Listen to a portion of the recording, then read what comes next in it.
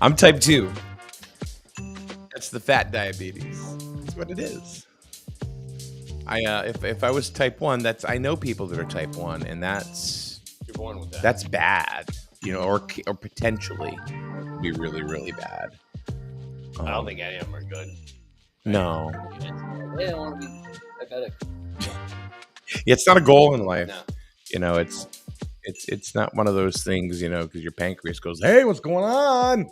Hey." Right. It's not it. So anyway, you like the music? Love it. That's right. Next on Love Connection, Michael Mish. He'll do his famous move when he meets a lady and he goes, "Hey, my name is Michael Mish."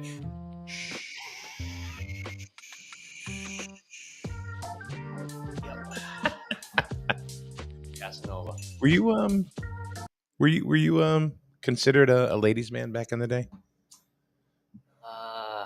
Are we live? Are we on the air? Yeah. It was Michael No, Mish. I don't think I was. What did it? The tats, the cash. Now look at you! Look at you, all nervous all of a sudden. You go, I don't think I've ever seen you like that. It was probably in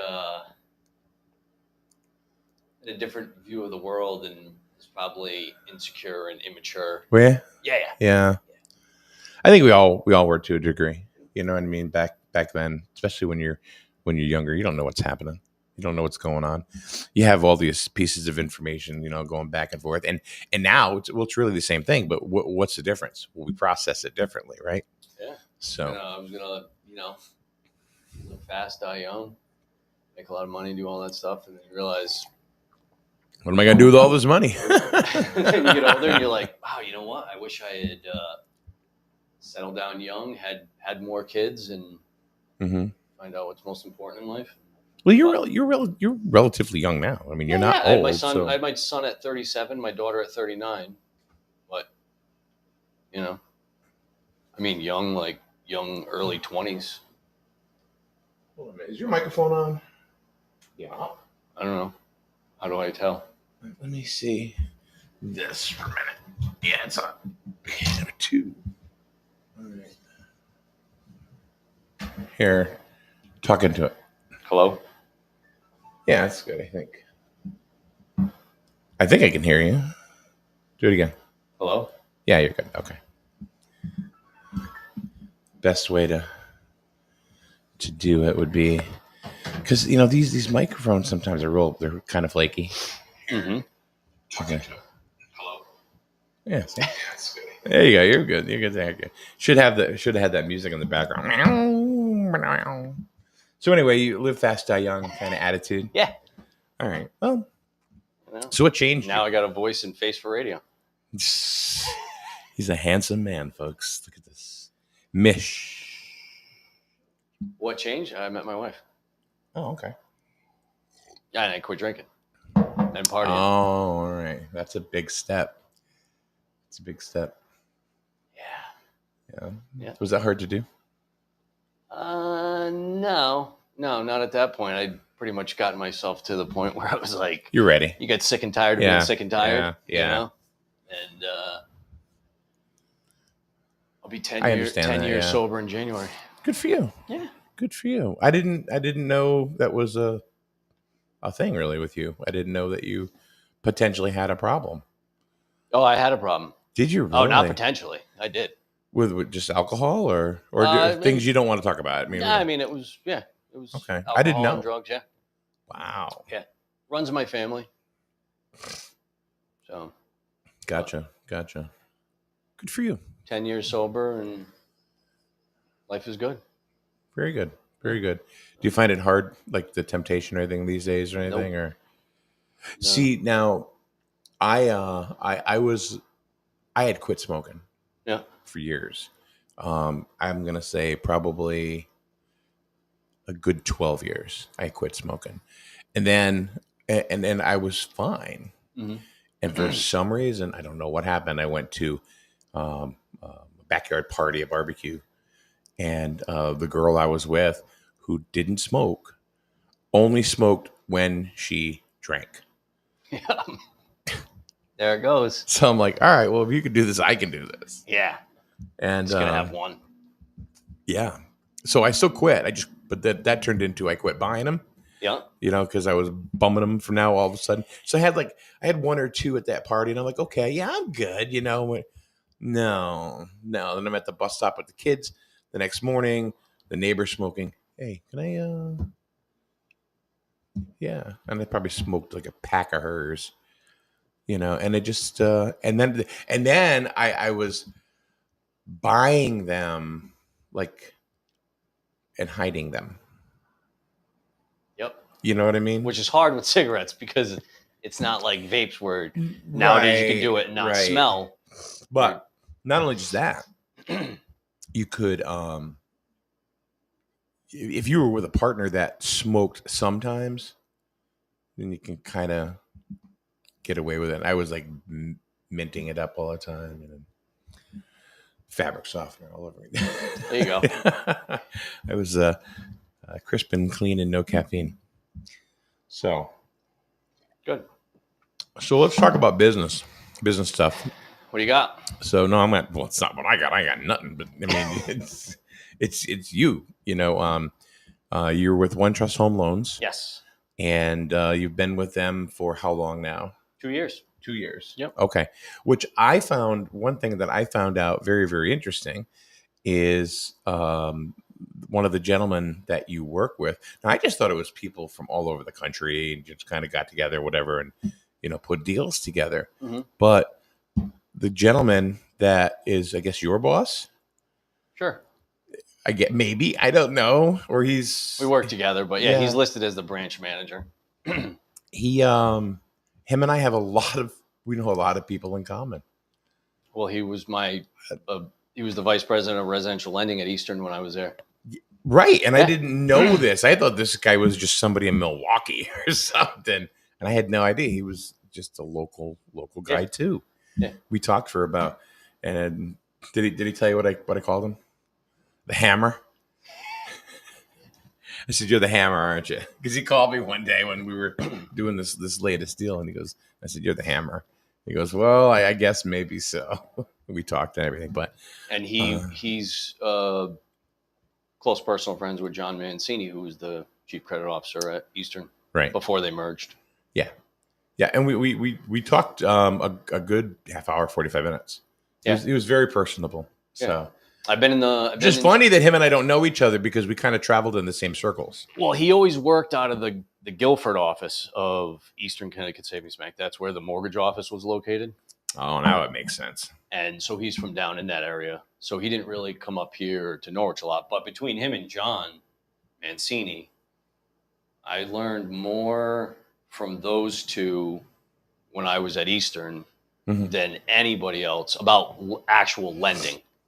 Because really mortgage companies nowadays, banks, a majority of them, say 95% of them, don't really lend like you or I might think of lending in the terms of, what banks did over the last 30, 40, 50 years. Really, most mortgage lenders and banks only lend the way the government will allow them to lend. There's no freedom to lend how you actually want. Everything's controlled by the government. So. Unless you do portfolio lending, which is what Eastern did a lot of. So it's interesting. So you and I, we've done technically 2 deals together now. 3. Your 3? Purchase. Yeah.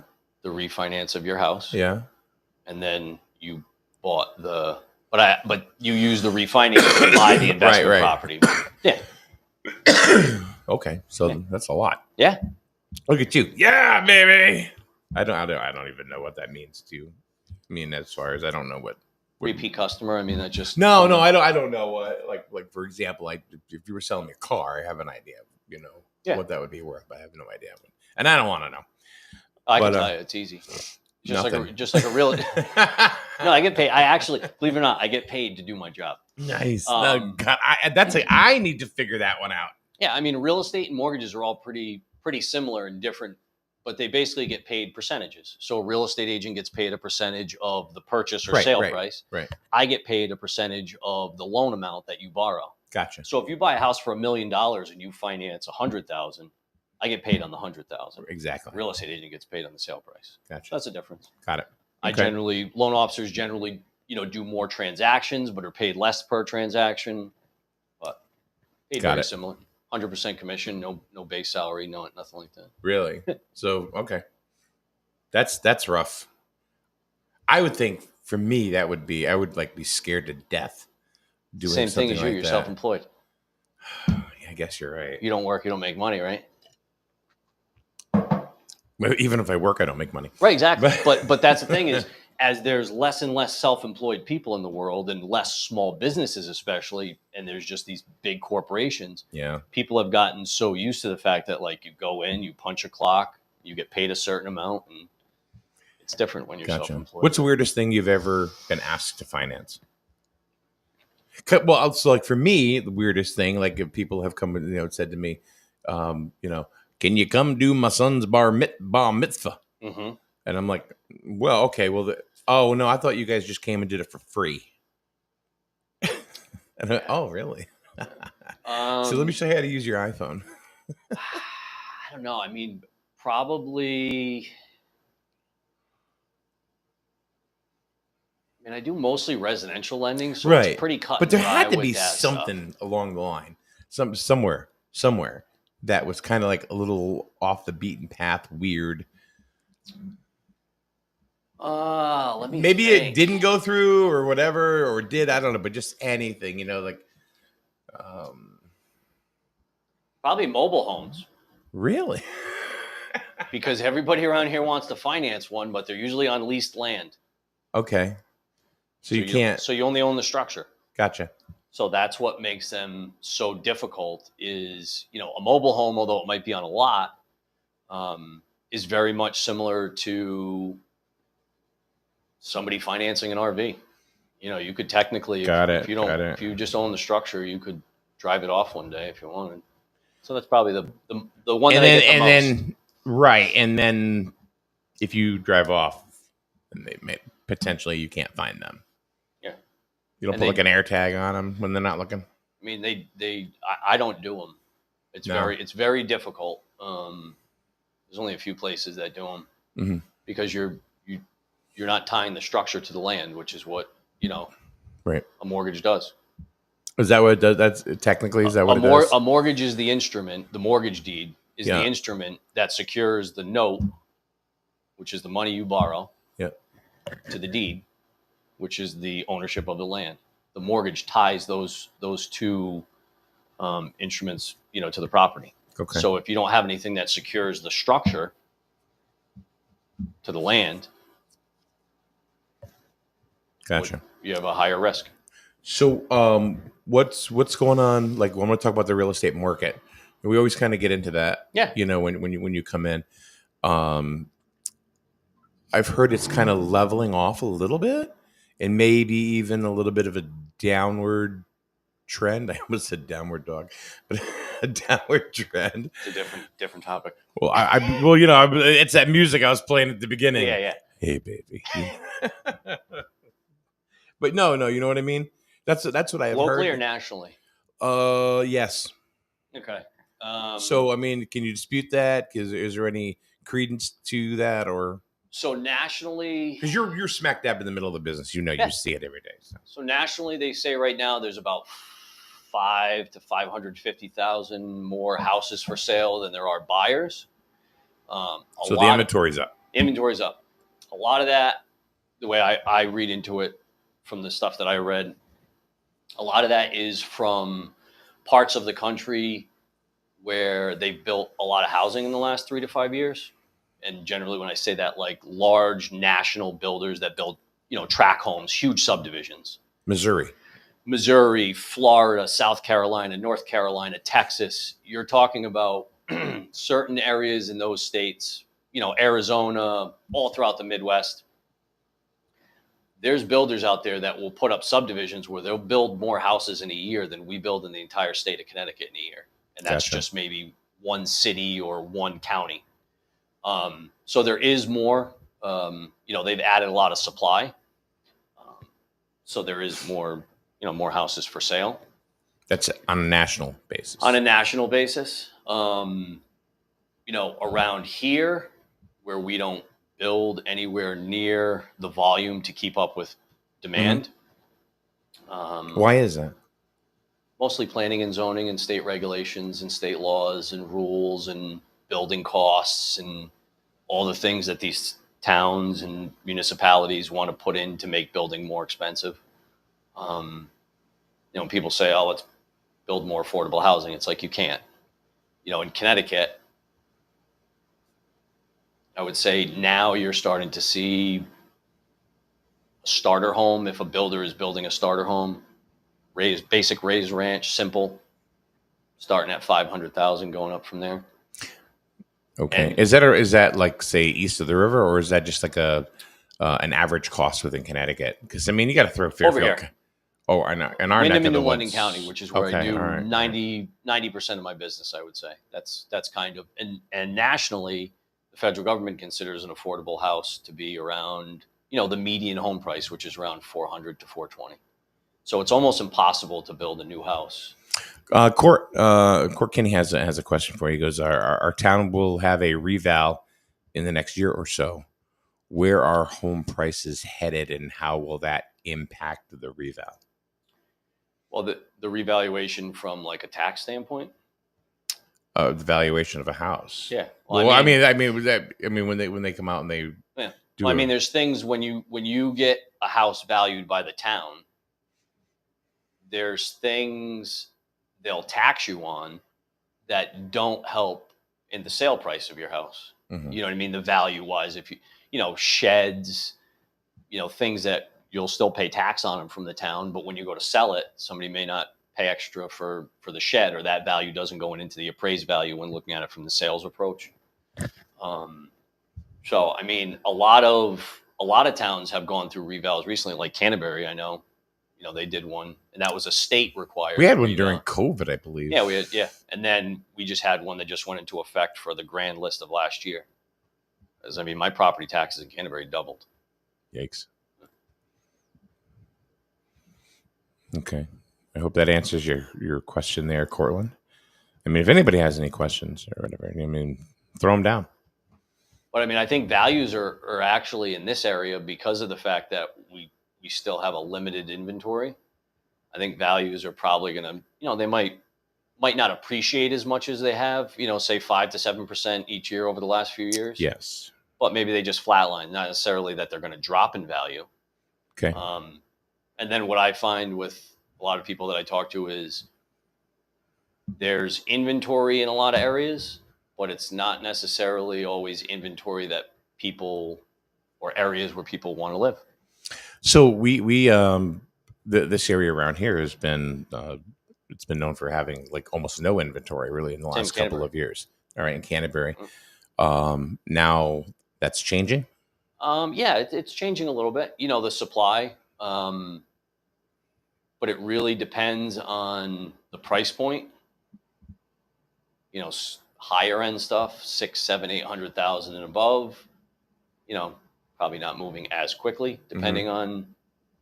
And then the stuff under 400,000, I think, is still moving pretty quickly, because that's generally what people. 400,000 under gives you a payment that the average person or the average family would consider affordable mortgage payment, which would be. I usually say, $2,500 to $3,000 a month. Mm-hmm. You start getting up into. That makes me nervous. Well, I know just because of what we just did, but it's also a rental property, so that diffuses a lot of that. But still, say a $500,000, $600,000, $700,000 house, you're going to have a $4,000 to $5,000 a month mortgage payment. Yeah, numbers don't lie. And it's not, and the thing that I think is catching people off guard nowadays, at least when I talk to them or go over payment options with them, everybody's so focused on the rate. And the rate obviously is important, what you pay in interest over the life of the loan. But if you drop your interest rate from 7% down to 5%, and you save $400, $500, $600 on your payment compared to what it was 3 or 4 years ago, that's great. But if your insurance, your homeowner's insurance, went from $1,500 to $3,000 a year, and your taxes went from $3,000 to $6,000 a year, the interest rate's important, but the taxes and the insurance portion of your payment is eating up a lot more. And that's the thing that doesn't matter where rates go. Those aren't going down. Do your property taxes ever go down? No. Right. No, they like to change the mill rate and adjust the values and things like that. Yeah. But taxes never go down. So are you saying that like Cortland, just had the question about the reevaluation that's coming down the road in the not so distant future? Yeah. If house values are up but the mill rate goes down, your taxes probably are still going to go up. Yeah, or stay about the same. Yeah. We just have to, around here, get used to the fact that because of the way most of the town budgets work and the way most of the towns spend money and the state spends money, that we're going to continue to be a high cost state from a tax perspective. And it is what it is. So let's kind of fast forward. Actually, let's rewind and fast forward at the same time. So let's say that, in the last few years, values of home values have gone up. Mm-hmm. And then, it's the old adage, what goes up must come down. Yep. Are we kind of plateaued, do you think? Yeah. Or I don't see us really losing value in a lot. Like when that's something that, people say, oh, well, this house went up, it was listed and then it sold for less. So values are dropping. Right. Not necessarily. What I see in that perspective is people are now, whereas during COVID, after COVID, or that time period or whatever, for a while there, 3-4 years, people were just paying whatever. They were paying over market. They were paying over appraised value. You're starting to see, from what I can see anyway, is people are willing to pay market value. So the market... Are they willing to pay market value, or they've been forced to think, all right, I have to pay market value? Well, the market is always the one that determines price. Your realtor doesn't determine the price. Right. Nobody determines price. The free market determines those values.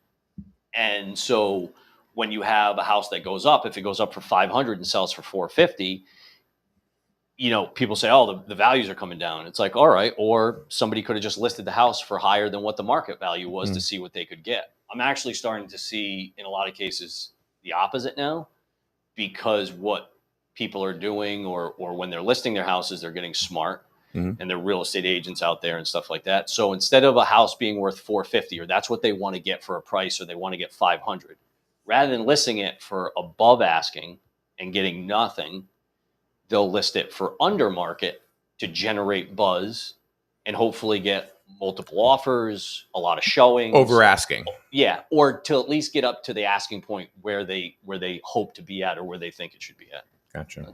That seems to be more common right now. Got it. Well, okay. Yeah. All right, we're going to take a quick break. We'll be back in a minute. We'll talk more. As you can see down on the ticker, Michael Mish from One Trust Home Loans is here. He's talking about mortgages, home ownership, and cake baking. Yeah. So big into the cakes. It's my forte. You buy a house, you get a free cake. Great. All from Mike Mish. You can call him at 860-884-2103. Wow. Who's your daddy? Sounds like you call me a lot. No. Well, yeah, but even if I did, I mean, like even during the process, when we were putting those deals together, it was still just Michael Mish. I didn't know what your phone number was, so anyway, yeah, I kind of have your number. I don't think you've had it. Jesus, I couldn't even tell you what Melissa's number is. All right, we'll be back in a minute right here on SNSN. You buy better. Better with Burns. Much better. So much better with Burns. The right insurance at the right price. You buy better with Burns. You buy better at Burns. You buy better. Summer is here, and unfortunately, temperatures may not be the only thing on the rise. If you're experiencing significant insurance increases, it's time to make the call. The Burns Agency, now a Hub International company, has more solutions than ever. With the same superior service you've come to know. Call, email, or stop in today to start your savings. The Burns Agency, a Hub International company, proudly serving Eastern Connecticut since 1932. And then they closed. Life is full of choices. At Jewett City Savings Bank, we can make one choice easy, finding the right checking account. We offer a range of affordable accounts to fit your budget and needs, and each gives you the freedom to access your money the way you want, online, through our mobile app, or with your debit card. It's your money and your choice. To learn more about the account that's right for you, stop by one of our offices or visit us at jcsbank.com. Jewett City Savings Bank, member FDIC. If you're talking, they will hear you. Why are we getting killed like this? Kyle's not here. Got caught drinking beer in the park a couple of nights ago. Really? Yeah, 0 tolerance. He's out for the season. Harsh. Hey, he knew not to drink. We've made that clear to all of our kids, right? No, not really.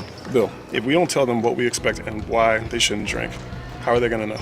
Talk. They hear you. For more information, visit underagedrinking.samhsa.gov. Today's program is being brought to you by the Burns Agency in Dayville and Norwich. Home, auto, life insurance, all from a family-owned agency since 1932. Call 860-774-8549 or find them on the web at burnsagency.com and find out why you'll buy better at Burns. The Burns Agency, a Hub International company. Strain Family Motors on Route 12, Lisbon. Quality used cars like the SNSN Strain Family Motors Mobile that you will see at all SNSN sports events. Oil changes, remote car starters, all available and more in their service department. And if you really want to turn up the excitement, rent a Polaris Slingshot for the day and live it up. All available at Strain Family Motors, Route 12 in Lisbon. All right. We are back here with Michael Mish from One Trust Home Loans. One Trust Cake Baking. One Trust Cake Baking. Get a cake today. It's your new nickname, Michael Cake Mish. Oh, it's funny. My middle name's Cameron, so I mean, Is it really? Yeah, Michael C. Mish. Cameron Cake. Yeah, there we go. Have you ever made a cake? I used to love baking. I still, See, I mean, so it wasn't far off. I cook a majority in our house, like dinner and stuff like that. I enjoy cooking, grilling, and things like that. But when I was a kid, I used to make homemade pasta, homemade cakes. My dad was a good cook. Okay. My dad worked in restaurants. My grandfather owned restaurants, so I kind of grew up around it. No, what cuisine? Is Mish Polish? Yeah. Okay, all right. But it was short for something else, right? No, you think was that? it? Like a You Mishkowatskowitsky? think that? No, it's I came over on the island, and I had to shorten my name. They didn't know. It's MIS, and then above the S, there's like a little O in Polish. It means mouse. Really? Yeah, no shit. So you're Mickey Mouse. Well, I mean, I'm not exactly a Golly! I'm not exactly a giant among men here. Golly! So yeah, I can't believe that. No, I can't get out of the voice. So you're Michael Mouse. There I am. My dad's the same. He's Michael. My great grandfather was Michael. Really? Holy jeez. Yeah, they came over from Poland in the early 1900s. They settled in Occam. Yeah. But did you ever get off the 395 South ramp? Right there is Mish Drive. Oh no, I didn't. If you come off and the Shell station's in front of you. Yes. If you're looking towards Taft Hill, taking a right there. Yes. Right there is Mish Drive that goes up. I guess I never realized it. The on ramp for 395 South is where my great grandparents' driveway was. Okay. Mish. They had a big farm there, and then the state took it to build Route 52. Really? Eminent domain. They took it. 52. Man, nobody. I don't know how many people remember that. This is what 395 is now. Yep.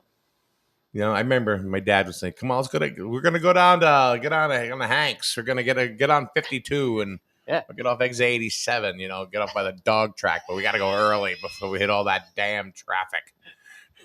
Yeah. Do you remember the traffic from the dog track? My grandfather used to go to the dog track. I remember being a little kid.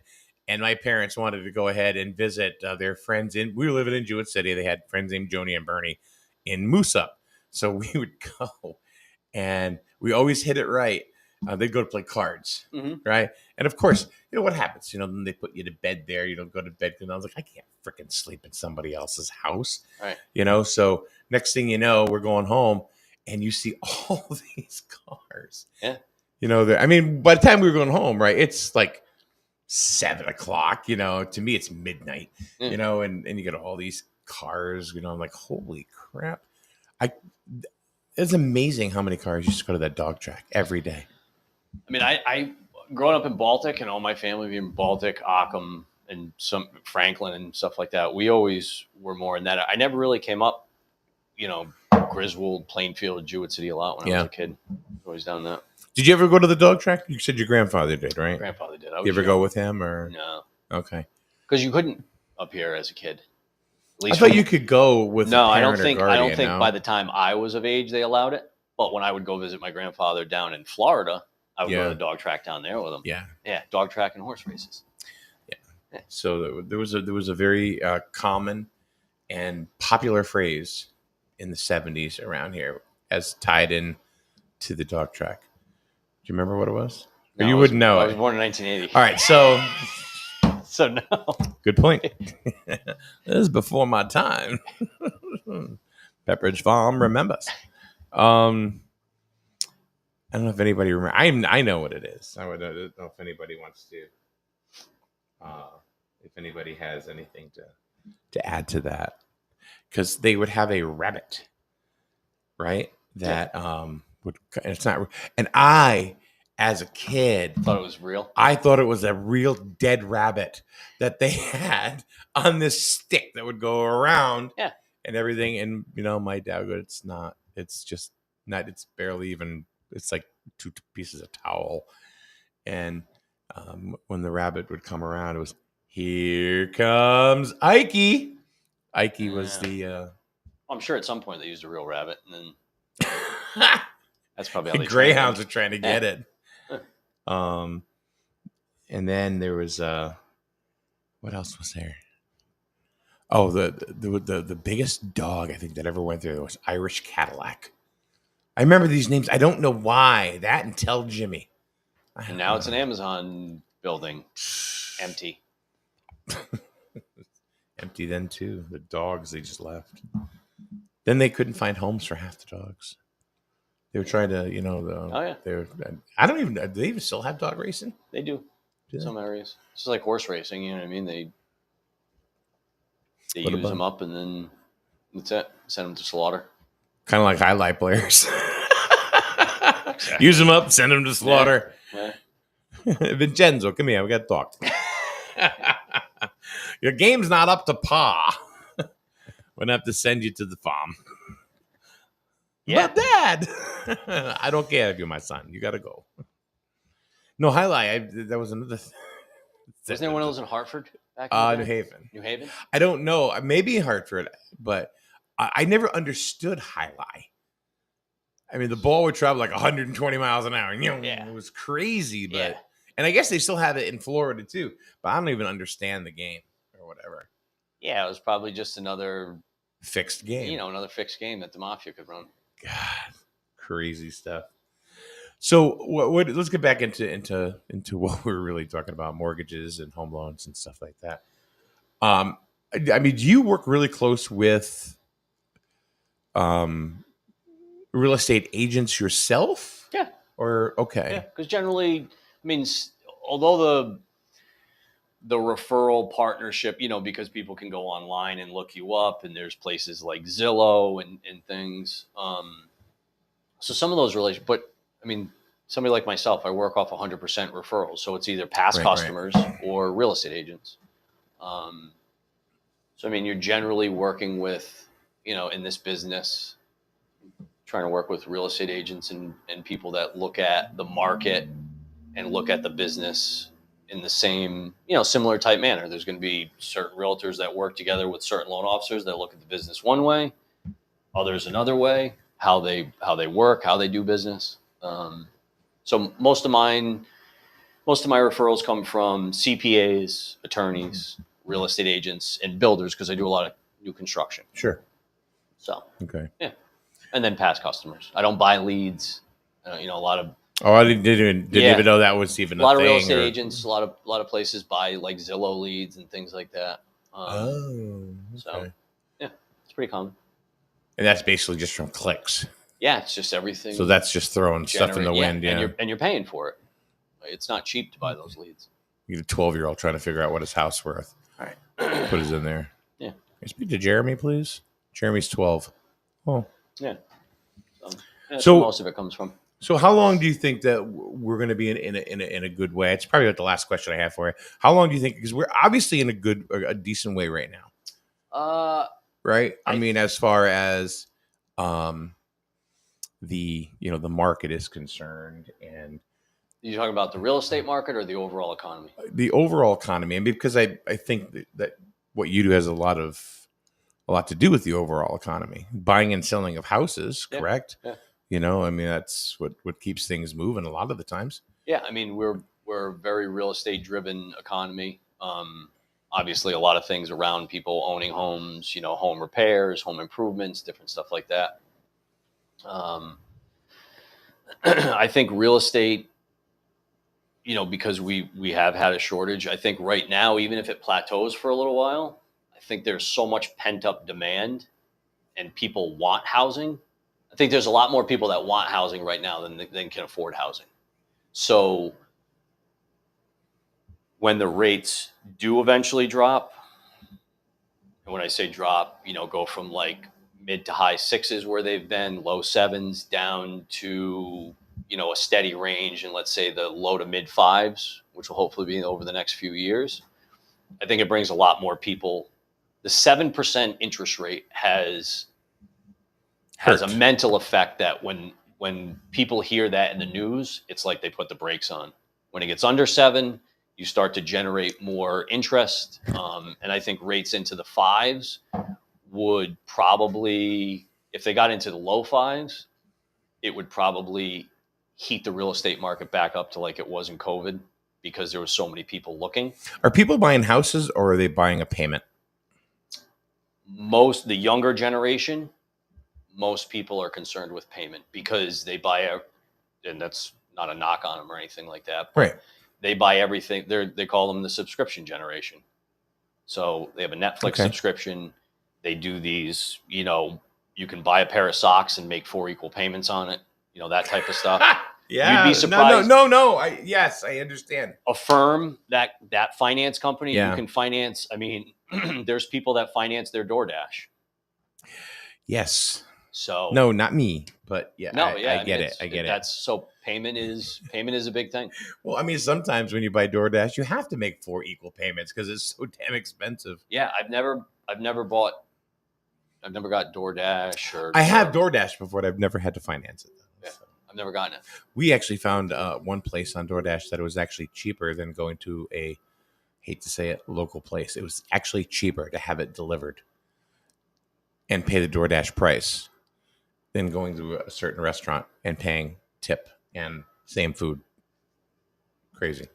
Anyway, any last things that you want to talk about or mention, as far as the mortgage industry, what do you have any advice to give somebody right now that may be looking into buying? I think if you're not already in the process and you're on the fence about it, I think you're going to probably get more clarity on the economy, because a lot of the things about tariffs, a lot of the things the current administration's doing to change, Right. trade and bring jobs back, whether all that stuff shakes out, whether that happens, if the Fed's going to now lower the interest rate, where inflation rates are, a lot of that stuff is going to kind of shake out over the next 3, 4, 5, 6 months. I started saying last year that I thought the second half of this year, if Trump got in and what he was planning to do with the economy, that the second half of the year was kind of going to be slower. I think you're starting to, I think it's this time of year, July and August. Mm. I think you'll start to see a pickup, especially if the Fed, although the federal interest rate with the Federal Reserve doesn't directly affect mortgage payments, it will start to allow lenders and banks having lower borrowing costs. But if the inflation continues lower or levels out, I think you'll start to see interest rates drop, and then you'll probably see them, I would think, probably in the low sixes by springtime next year for the spring market. Gotcha. So the big thing is to not rush into it. You know what I mean? It's, So not rush into it. That's like good advice. anybody yeah. that Well, it's kind of like rush, this last deal that we did, you and I. Yep. That started in February with January with questions. Yeah. And it how to just structure it, the best way to do it. yeah, we just closed it last month. Yeah. So it was yeah, good. I mean, I would say most of the people that I work with, if it's construction, on average, I would say the timeline from when I first speak with them until they close is usually 6 to 12 months because they're working with developing a builder and all that different stuff. Say on just buying a house, it's probably from when I first talked. Now you're always going to get somebody that's like ready to go. They're selling another house. I've worked with them in the past, but 2, 3, 4 months. It's not something you just buy on a whim. It's something to think about and understand your options and look at if it's good or bad. Mm-hmm. Well, I mean, I appreciate you because I mean you've really helped us out, and for major purchases. Yeah. Plural, and you kind of cleared out all the muck, and you made things very, very clear. And there have been times where I would talk to you and you went, "Whoa, wait, stop," and I'm like, but you did it with love, yes. And then I got a cake. And but right. No, but it was you were like if I was like thinking sideways, yeah, you were like no, and you pulled me right back, but you always kept me on that line of where I needed to go. Yep. So and I needed that direction because I'm not really real estate savvy, and you really helped me with that. So well, I appreciate that. I mean, I think one of the biggest things nowadays is with the internet and people going on there and being able to look up things. People are they're more savvy. They're more they're more savvy and they understand that stuff more. But they also at some point more educated. Can get information overload because you can hear what so many different. You need to find a real estate agent, just like if you have an attorney or a CPA or a loan officer that you're working with. The biggest thing that makes the transaction easier is you really genuinely have to work with people that you trust, mm-hmm. that you trust they have your best interest in mind. Yes, they're getting paid to do it, and asking those questions. But if you're working with somebody, if you're asking questions and then you're second guessing what they're telling you, you're probably not working with the right people because you really do. It can be very complex. And, right. And there isn't a right way or a wrong way. It's like people say with mortgage products, oh, that's a bad mortgage product. No, there's not good and bad. There's mortgage products that work for particular people in particular situations. And if they're not used in the right situation, then it can be considered bad. So you really have to understand the options and what works best for you. All right. Michael, thank you. Always a pleasure. Thank you. Michael Mish from One Trust Home Loans, 860-884-2103. It's on. You can take a look. Of course, on the picture of this post, you can take a look that you see his company name as well as the phone number, and that's how you can get in touch with him. Call or text. Thank you. Get a cake. Or a mortgage, one of the two. Have a good day, everyone. Thanks for joining us here on SNSN.